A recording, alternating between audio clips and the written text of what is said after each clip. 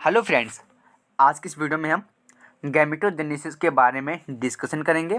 काफ़ी important topic है zoology का। गैमेटोजेनेसिस को हिंदी में युग्मक जनन कहते हैं। विसरण तथा अंडाशय की जनन एपिथेलियम सेल्स में मियोटिक डिवीजन अर्धसूत्री विभाजन के फलस्वरूप गैमेट के फॉर्मेशन की प्रोसेस को गैमेटोजेनेसिस कहते हैं। मेल में इस प्रोसेस को स्पर्मेटोजेनेसिस और फीमेल में इसे oogenesis कहते हैं। तो पहले हम स्पर्मेटोजेनेसिस के बारे में देखते हैं। स्पर्मेटोजेनेसिस को हिंदी में शुक्र जनन कहते हैं। नर के विसरण की जनन एपिथेलियम सेल से स्पर्म के फॉर्मेशन की प्रोसेस को स्पर्मेटोजेनेसिस कहते हैं। Formation of स्पर्मेट्स। नंबर दूसरा है शुक्र कायांतरण। तो पहले हम फॉर्मेशन ऑफ स्पर्माइट्स से देखते हैं। जनन काल स्टार्ट होने से कुछ टाइम पूर्व ही स्पर्माइट्स का फॉर्मेशन की प्रोसेस स्टार्ट हो जाती है। इसके 3 फेस होते हैं, मल्टीप्लिकेशन फेस, ग्रोथ फेस और म्यूटेशन फेस। जो मल्टीप्लिकेशन फेस को गुणन प्रावस्था कहते हैं हिंदी में, ग्रोथ फेस को वृद्धि प्रावस्था, म्यूटेशन फेस को परिपक्वन प्रावस्था कहते हैं। तो पहले हम मल्टीप्लिकेशन फेस गुणन प्रावस्था देखते हैं। मल्टीप्लिकेशन फेस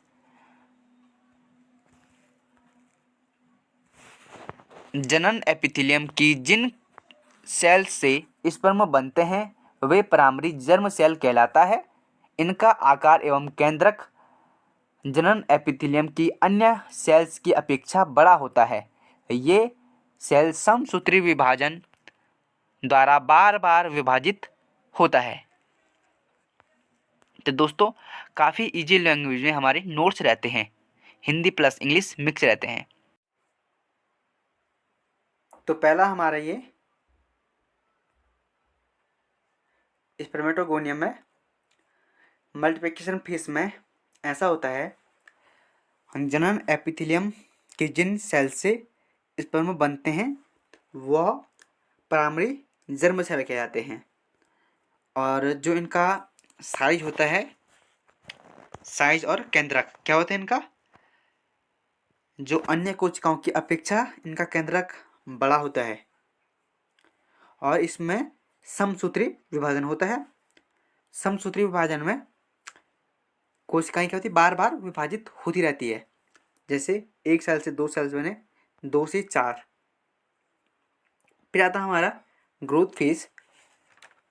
तो ग्रोथ फेज में हमारा डिवीजन के पश्चात स्पर्म जनन पोषक पदार्थ में काफ़ी आकार में काफ़ी बड़े हो जाते हैं। जो इनमें जो ये है हमारा, इनको कहेंगे जनक पोषक पदार्थ। तो इनका आकार बड़ा हो जाता है और इनका जो केंद्रक है वो भी बड़ा हो जाता है।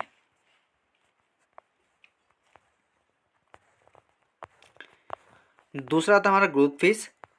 ग्रोथ फेज में डिवीजन के पश्चात स्पर्म जनक पोषक पदार्थ आकार में काफ़ी बड़े हो जाते हैं। अब ये प्राइमरी स्पर्मेट्स है, इनका केंद्रक अपेक्षाकृत काफ़ी बड़ा होता है। तीसरा आता है हमारा म्यूटेशन फेज। तो म्यूटेशन फेज हमारा 2 टाइप्स के होते हैं, फर्स्ट म्यूटेशन फेज और सेकंड म्यूटेशन फेज। तो पहले हम फर्स्ट म्यूटेशन फेज के बारे में देखते हैं। प्राइमरी स्पर्माइड्स सेल्स में होने वाला डिवीजन अर्धसूत्री होता है। इसको फर्स्ट म्यूटेशन फेज कहते हैं। इसके फलस्वरूप बनी दोनों सेल्स को सेकंड स्पर्माइड्स कहते हैं। Second mutation phase.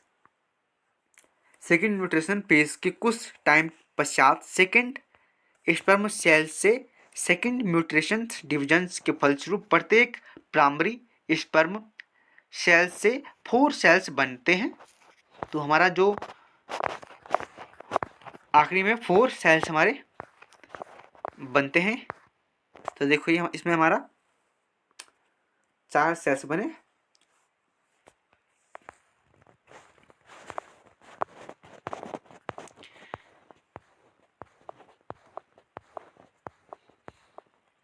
तो अब दूसरा था हमारा oogenesis। oogenesis को अंड जनन भी कहते हैं। oogenesis वह प्रोसेस है जिसके द्वारा अंडाशय के अंदर अंडाणुओं का फॉर्मेशन होता है। oogenesis फेज, तो oogenesis में भी हमारा मल्टीप्लिकेशन फेज होता है, ग्रोथ फेज और म्यूटेशन फेज। तो पहले हम मल्टीप्लिकेशन फेज के बारे में देखते हैं, जिसका डायग्राम है हमारा।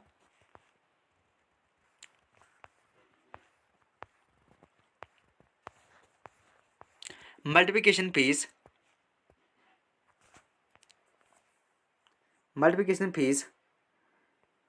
अंडाशय को स्थिरित करने वाली प्राइमरी जर्म सेल्स समसूत्रीय विभाजन द्वारा विभाजित होकर संख्या में बढ़ती है। इस टाइप की बनी सेल्स को ओगोनिया कहते हैं। दूसरा आता हमारा ग्रोथ फेज। मल्टीप्लिकेशन फेज में बनी ओगोनिया पोषक पदार्थ एकत्रित करके आकार में बढ़ती है। निश्चित साइज तक ग्रोथ करने के बाद विभाजन के लिए तैयार हो जाती है। प्रत्येक सेल्स अब प्राइमरी ओसाइट कहलाते हैं, परंतु सभी ओगोनिया प्राइमरी ओसाइट से नहीं बनाते हैं।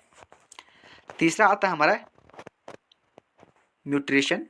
तो म्यूटेशन हमारा 2 टाइप्स का होता है, प्राइमरी म्यूटेशन फेज, दूसरा सेकेंड म्यूटेशन फेज। तो पहले हम प्राइमरी म्यूटेशन फेज के बारे में देखते हैं। Primary mutation phase primary oocytes में प्राइमरी म्यूटेशन डिवीजन अंडरोपण के टाइम होता है। यह डिवीजन म्योटिक होता है। इसके फलस्वरूप क्रोमोसोम्स 2 बार समूह में बढ़ जाते हैं और 2 अलग अलग सेल्स में चले जाते हैं।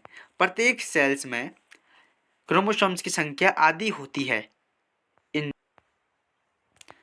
दूसरा था हमारा सेकेंड म्यूटेशन